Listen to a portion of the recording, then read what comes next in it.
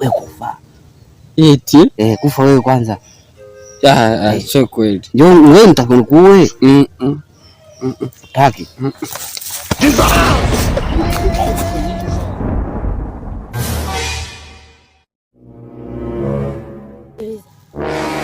Sema wewe. Samahani Dr. Mganga. Sisi bwana, shida yetu sisi bwana tunataka utajiri.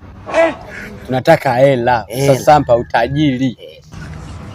Wewe uzuri usisi. Ngoja niongee na mkuu. Mama, hawa wanataka utajiri.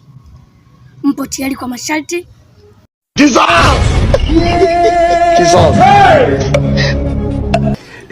Ndio, tuko tayari. Haina shaka. Sawa. Sasa sharti la kwanza, mnatakiwa mmoja wenu afe. Nasikia nini? Kisha mmoja akibaki hai atapata utajiri. Mmenielewa? Na akisha kufa mmoja akibaki hai atakuwa na mali. Mnanisikia? Msipofanya hivyo mtakuwa maskini mpaka mnakufa.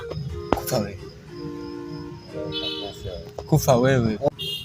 Shati ndio hiyo. Kufa wewe bwana. Kufa wewe. Mimi uone kwamba mimi nataka utajiri.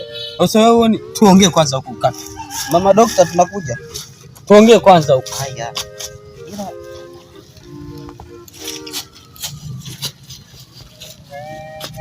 Tunakuja. Wewe una dhambi, unatakiwa wewe ufe wewe kwa sababu una dhambi kule nyingi ndugu yangu.